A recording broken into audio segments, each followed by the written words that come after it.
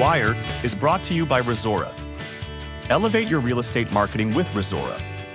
Effortlessly design, manage, and automate stunning email and social campaigns with our intuitive platform built for real estate. Say goodbye to complex marketing. Get started with your free account today at Resora.com. And by Notebook LM by Google. Unlock the power of your information with Notebook LM. Upload your documents and instantly access an expert AI that answers your questions, summarizes key points, and generates insights, all based on your specific sources. Become a knowledge master with Notebook LM. Try it now at notebooklm.google.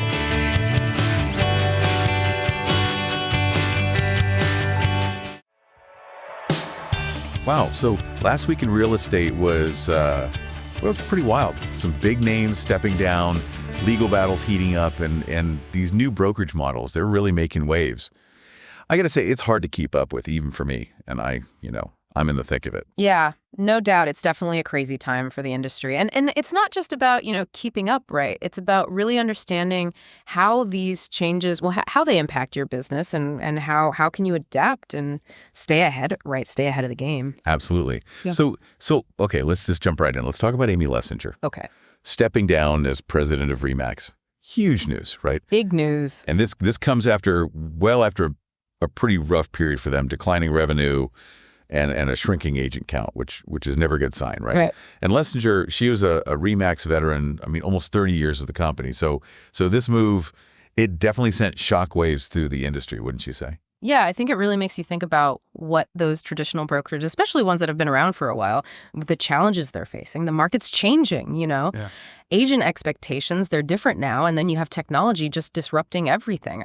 RE/MAX, they've been trying to modernize, but it's clearly not been enough. So, what lessons can other broker owners learn from this RE/MAX experience? Yeah. Because declining revenue, agent churn, that's everyone's worst nightmare, right? Oh, absolutely. One key takeaway, I think, is that complacency can be deadly.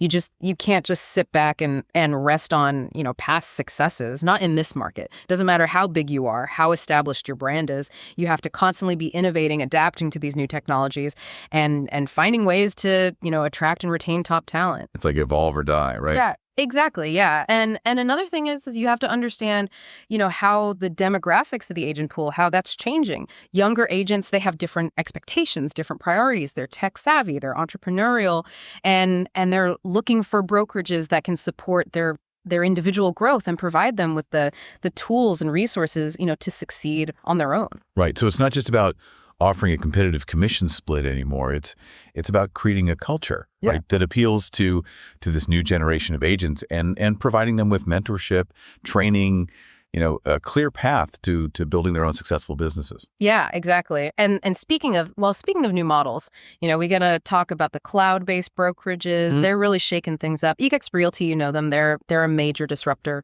With that revenue sharing model and the virtual office environment.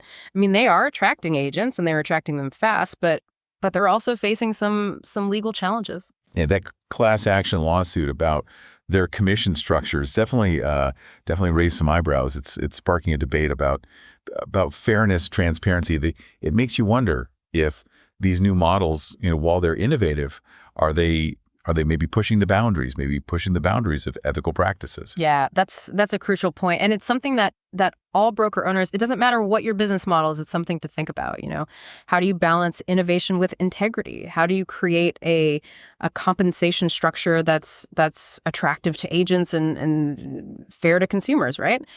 It's tough. It's tough, but it's something we have to deal with. Absolutely, yeah. And it's not just AGSP facing legal scrutiny.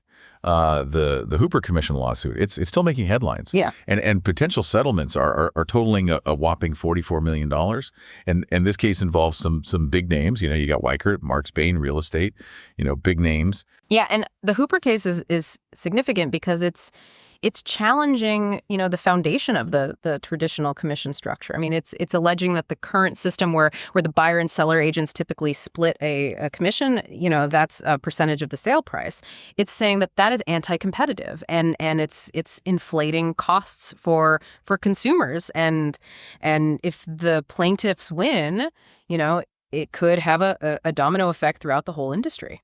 So what does this mean? I mean, are we headed towards a future where commissions are just a thing of the past, or are we going to see a shift toward more transparent, fee-for-service models? It's too early to say for sure, but one thing is clear: the commission debate, it's not going anywhere. Broker owners need to be aware of the legal challenges, the potential changes, and the changing expectations of consumers. They have to be aware of all that. And while all this is going on, these cloud-based brokerages they're continuing to grow, they're expanding. They just partnered with Harvest Realty. They're a California firm, and they specialize in serving the Chinese community. They also added the Bergman Group in Florida, and they're a team focused on helping veterans and active duty families. So it seems like they're taking a very targeted approach to growth, like focusing on specific niches, demographics. Yeah, and that's a smart strategy. In a crowded market, you have to stand out. You have to differentiate, and by specializing in a particular niche, you can become the expert, right? For a specific group of clients, build strong relationships, and you gain a competitive edge. Right. Where the riches are in the niches. Exactly. Yeah. And it's a strategy that can work for individual agents, for whole brokerages. The key is to identify a market segment that you're passionate about, that you have expertise in, and where there's a real need, for your services. So instead of trying to be, everything to everybody, you're becoming the go-to expert for a particular group of people, and that expertise, it's a powerful differentiator, especially now where consumers they're overwhelmed with choices. Absolutely, yeah. It's about building a brand that stands for something, that resonates, and that offers, a clear value. Okay, so let's shift gears for a second and talk about something that's been generating a lot of buzz, and that is private listings. And these are listings that they're not shared on the multiple listing service or MLS, and they're marketed exclusively by one brokerage or agent. Yeah, and private listings have become kind of a hot topic because they raise concerns about, transparency, fairness, and consumer access to information. Some people argue that they limit exposure for the property, and potentially they disadvantage sellers because they're reducing the pool of potential buyers. Right, and there are concerns about fair housing too, right? Because if a listing isn't, publicly available, it could be used to exclude certain buyers from even knowing about the property. Yeah, that's a valid concern, and it's one that NENA, or the National Association of Realtors, they've been addressing it through their clear cooperation policy, and this policy requires brokers to submit their listings to the MLS within a specific time frame, even if the seller initially requests a private listing. So no more hiding listings, keeping them in the shadows. It's all about a level playing field, and making sure that buyers have access to all available properties. Exactly. And while there might be some legitimate reasons for a seller to choose a private listing, like privacy concerns, maybe they want a more controlled marketing process. Gauner's policy, it aims to balance those interests with the broader principles of transparency and fair housing. Makes sense.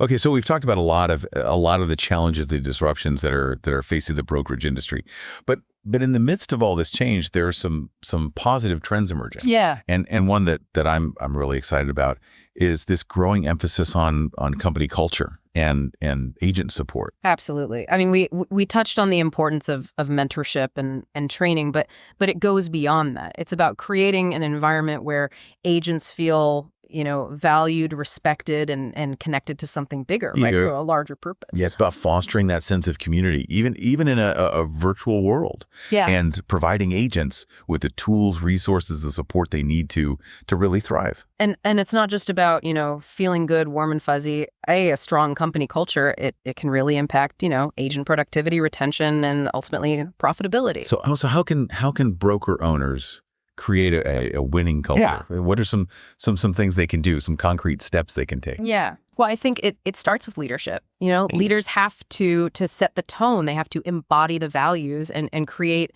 a culture of open communication and mutual respect.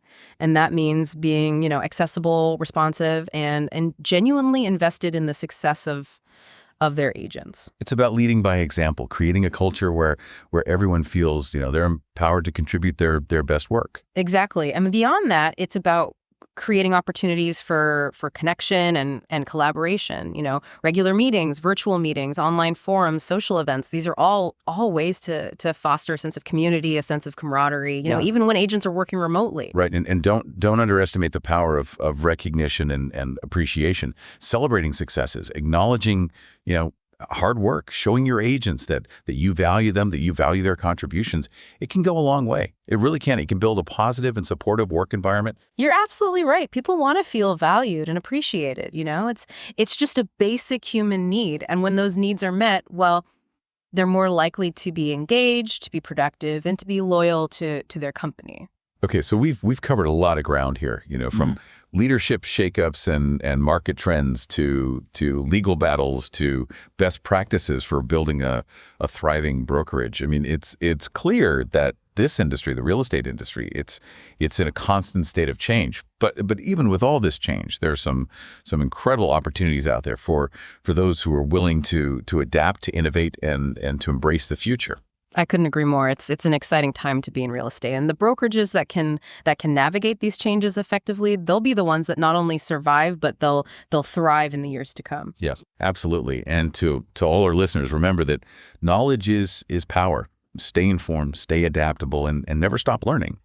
The more you understand about the industry and what's shaping it, the better equipped you'll be to make smart decisions, to build a successful business, and to navigate whatever challenges come your way. That's right. Yeah, it really helps create a sense of, belonging, shared purpose, and that's especially important, in a field as competitive and demanding as real estate. And let's not forget the challenges brokerages are facing when it comes to attracting sellers.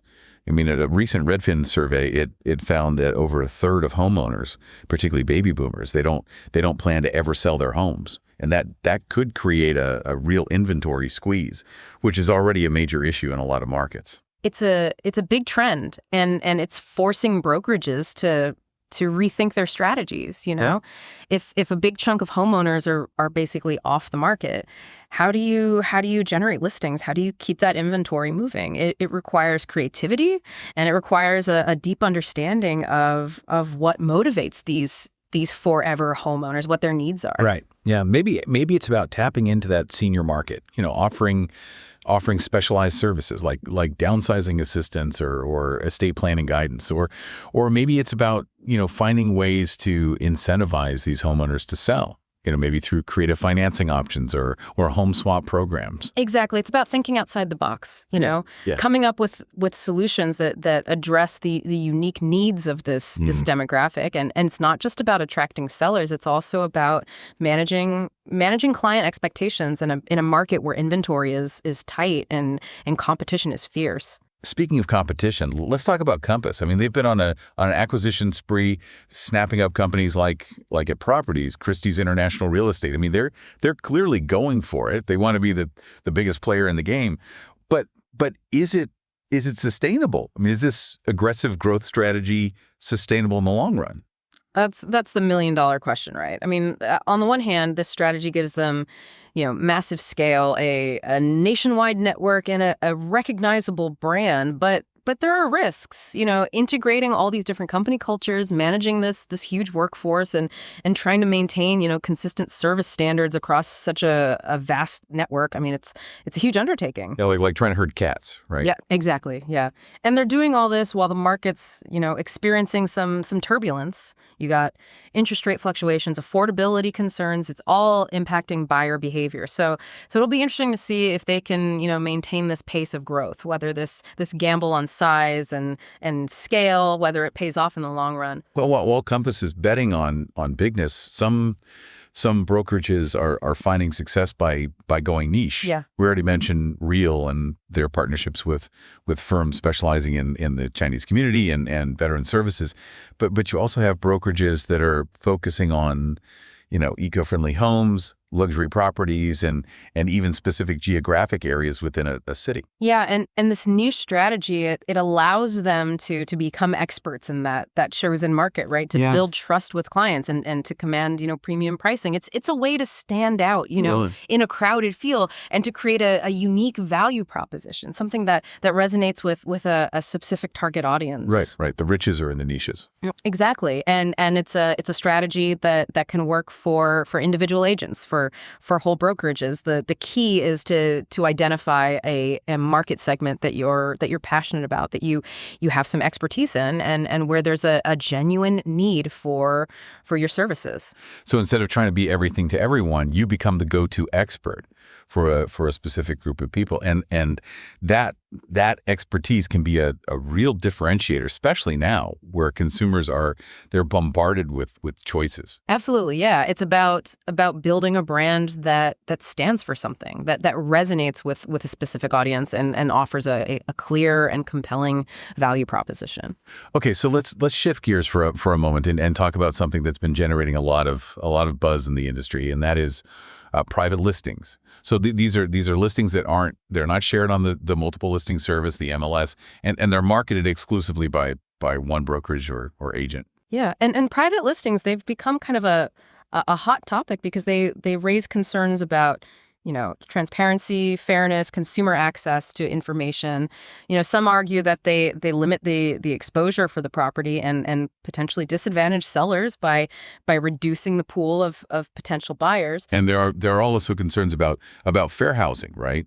Because if a listing isn't publicly available, well, it could be used to exclude certain buyers from even knowing about the property. Yeah, it's a valid concern, and it's one that NAR, the National Association of Realtors, they've been addressing it through their clear cooperation policy, which requires brokers to submit their listings to the MLS within a specific time frame, and this is even if the seller initially requests a private listing. So no more hiding listings, in the shadows. It's about a level playing field and making sure the buyers have access to all available properties. Exactly. And while there might be some legitimate reasons for a seller to choose a private listing, maybe privacy concerns, maybe they want a more controlled marketing process, but NAR's policy, it aims to balance those interests with the broader principles of transparency and fair housing.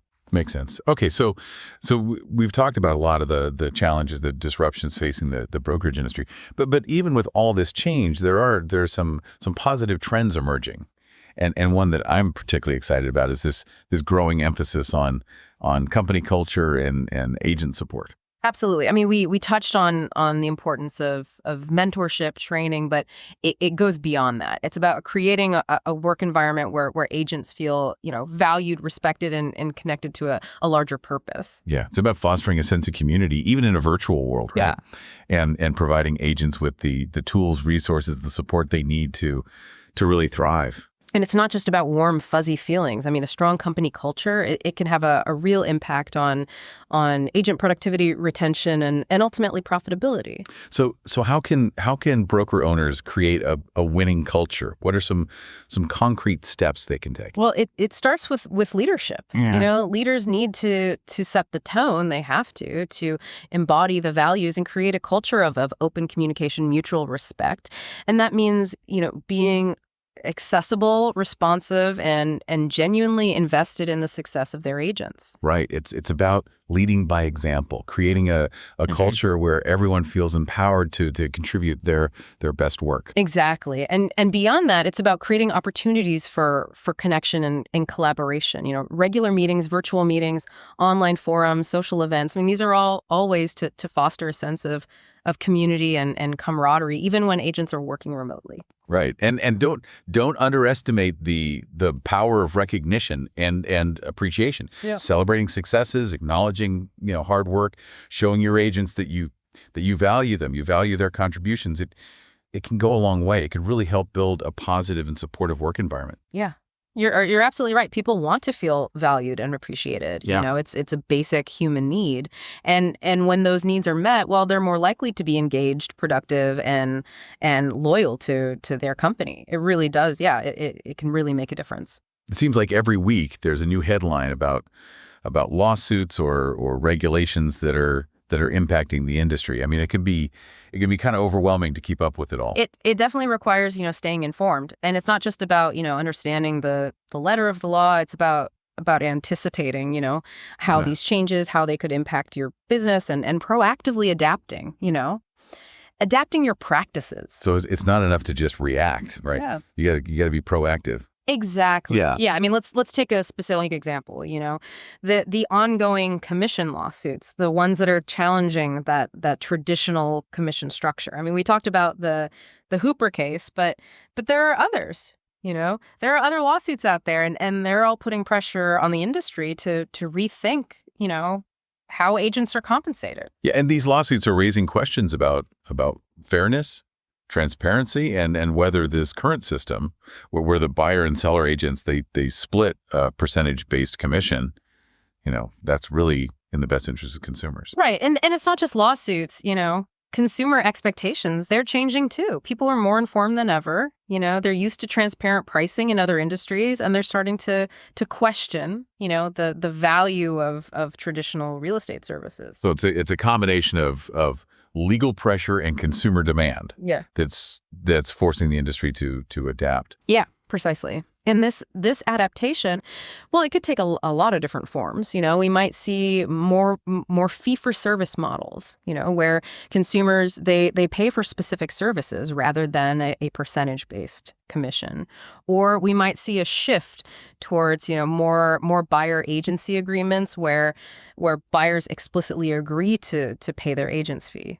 So instead of the seller covering the cost for both agents, it would be more transparent, right? With each party, taking responsibility for their own representation. Exactly, and there are also these hybrid models emerging, where agents they offer a combination of traditional commission-based services, with a la carte options. So the key is to be flexible, to be transparent, and to be responsive to the needs of the market, how those needs are changing. So it sounds like broker owners need to be prepared for a future where that commission structure might look very different than it does today. Absolutely, yeah. And beyond commissions, Yeah.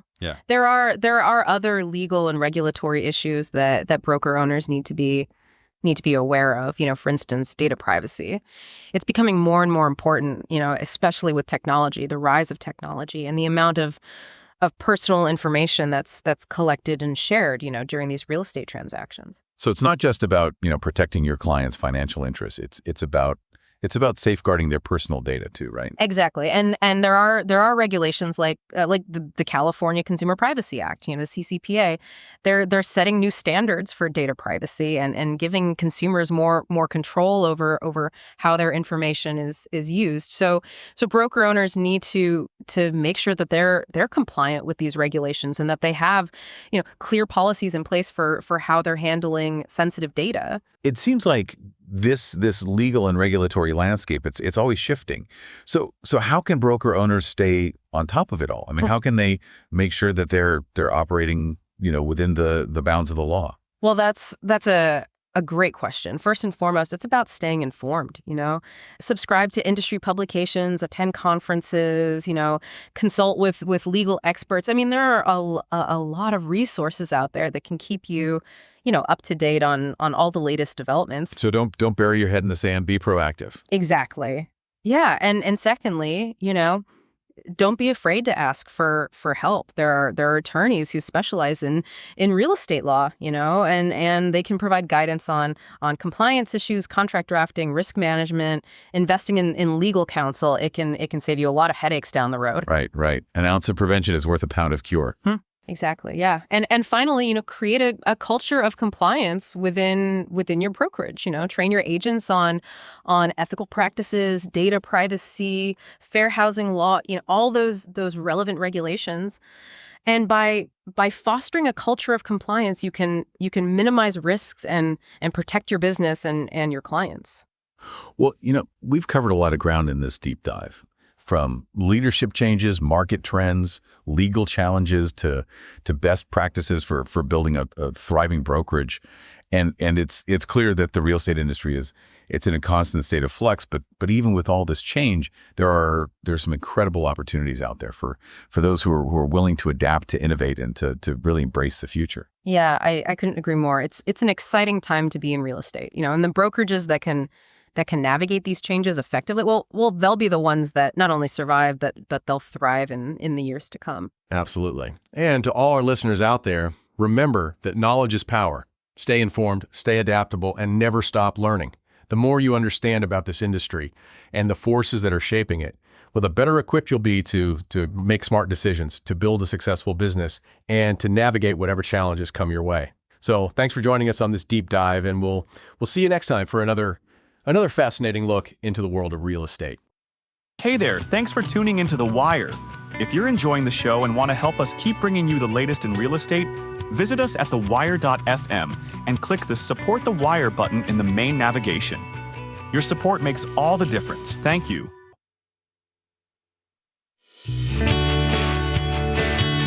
The Wire has been brought to you by Resora. Elevate your real estate marketing with Resora. Effortlessly design, manage, and automate stunning email and social campaigns with our intuitive platform built for real estate. Say goodbye to complex marketing. Get started with your free account today at resora.com. And by Notebook LM by Google. Unlock the power of your information with Notebook LM. Upload your documents and instantly access an expert AI that answers your questions, summarizes key points, and generates insights, all based on your specific sources. Become a knowledge master with Notebook LM. Try it now at notebooklm.google.